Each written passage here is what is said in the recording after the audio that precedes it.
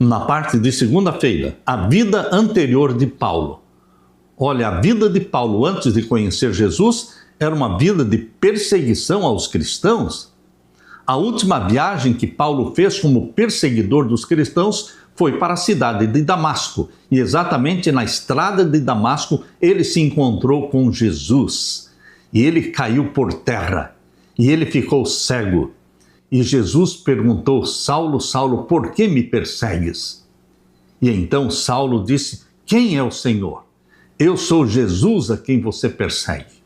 Queridos, foi ali que Paulo, um homem de coração sincero, que pensava estar fazendo a obra de Deus ao perseguir e matar os cristãos, foi ali que ele conheceu o Cristo, o Jesus que transformou a sua vida. A vida anterior de Paulo era de perseguição, de farisaísmo, confiando nas obras. É comum que os cristãos, ao se converterem, pensem em sua vida em termos de antes e depois de aceitar a Jesus. Assim como Paulo em Filipenses 3 fala, ele mostra quem ele era antes de conhecer Jesus. Tinha muito para se orgulhar dos seus conhecimentos, do seu aprendizado aos pés de Gamaliel, do farisaísmo que ele praticava. Abra sua Bíblia em Filipenses capítulo 3, versos 4 a 6. Paulo menciona diversos aspectos da sua vida que em outro tempo ele viu como motivo de orgulho. Quais são esses aspectos? Ele fala em Filipenses capítulo 3, versos 4 a 6. Aqui diz: é verdade que eu também poderia confiar na carne. Se alguém pensa que pode confiar na carne, eu ainda mais. Porque ele era fariseu, ele era da tribo de Benjamim. Fui circuncidado no 8º dia, exatamente no 8º dia. Sou da linhagem de Israel, da tribo de Benjamim, hebreu de hebreus. Quanto à lei, eu era fariseu. Quanto ao zelo, perseguidor da igreja. Quanto à justiça que há na lei, irrepreensível. Dentro do conceito fariseu de justiça, Paulo diz: eu era irrepreensível, mas estava perdido, porque não tinha Jesus como meu Salvador. Meu querido irmão, Paulo fez um contraste claro entre os judeus crentes, que propagavam falsas doutrinas, e os cristãos não circuncidados que confiavam plenamente em Cristo para a salvação, sem depender de práticas humanas como a circuncisão. Embora a vida passada de Paulo e a sua origem fossem impressionantes para os padrões dos judeus, nada disso contribuía para a sua salvação. Na verdade, essas credenciais impediram Paulo por um tempo de enxergar sua real necessidade de Jesus.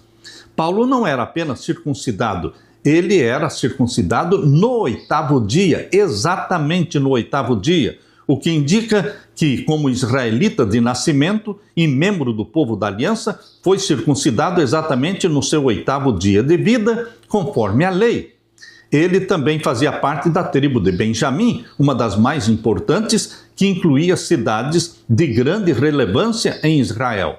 Além disso, Paulo falava hebraico fluentemente e, como aluno de Gamaliel, o velho e fariseu, possuía um profundo conhecimento da lei e das suas tradições. Paulo era tão zeloso pela lei que chegou a perseguir a igreja, acreditando que ela ameaçava o estilo de vida judaico que ele pensava ser ordenado por Deus.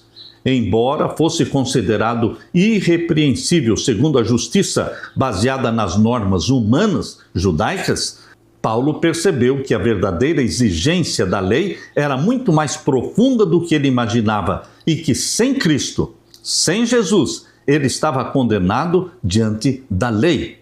Romanos capítulo 7, versos 7 a 12 mostra a experiência de Paulo. Abra sua Bíblia em Romanos capítulo 7 e vamos ler então os versos 7 a 12. Aqui diz: que diremos então? Que a lei é pecado? De modo nenhum. A lei nunca foi pecado, mas a lei mostra o que é pecado. Mas eu não teria conhecido o pecado a não ser por meio da lei, porque eu não teria conhecido a cobiça se a lei não tivesse dito não cobice. Mas o pecado, aproveitando a ocasião dada pelo mandamento, despertou em mim todo tipo de cobiça, porque sem lei o pecado está morto. Ou seja, sem lei não existe pecado. Se a lei de Deus fosse abolida, não existiria mais pecado, porque, conforme diz em 1 João 3,4, o pecado é a transgressão da lei. Logo, se não existe lei, não existe pecado. Mas graças a Deus pela sua santa lei, que nos convence através do Espírito Santo de que somos pecadores, houve um tempo em que, sem a lei, eu vivia. Ou seja, Paulo, antes de conhecer a Jesus, vivia feliz, porque ele se considerava salvo pelas obras, pelas práticas farisaicas. Mas quando veio o mandamento, o pecado reviveu e eu morri. E verifiquei que o mandamento que me havia sido dado para a vida, esse se tornou mandamento para a morte. Porque o pecado, aproveitando a ocasião dada pelo mandamento, me enganou e por meio do mandamento me matou. Assim a lei é santa e o mandamento é santo, justo e bom. Não existe nenhum problema com a lei de Deus, ela é santa, justa e boa. Por quê? Porque é um reflexo do caráter de Deus, que é santo, justo e bom. O problema está em mim e em você, que somos pecadores e que não conseguimos guardar a lei de Deus por nós mesmos. Nós, como seres carnais, com a natureza pecaminosa, nós não somos submissos à lei de Deus, não somos amigos de Deus. Nós precisamos passar pelo novo nascimento.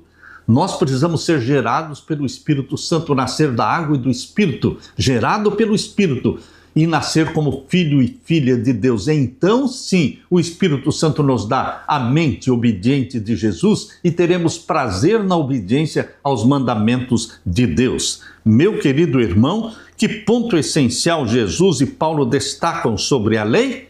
A lei é santa, justa e boa, mas impossível de ser guardada pelos que não nasceram do Espírito Santo.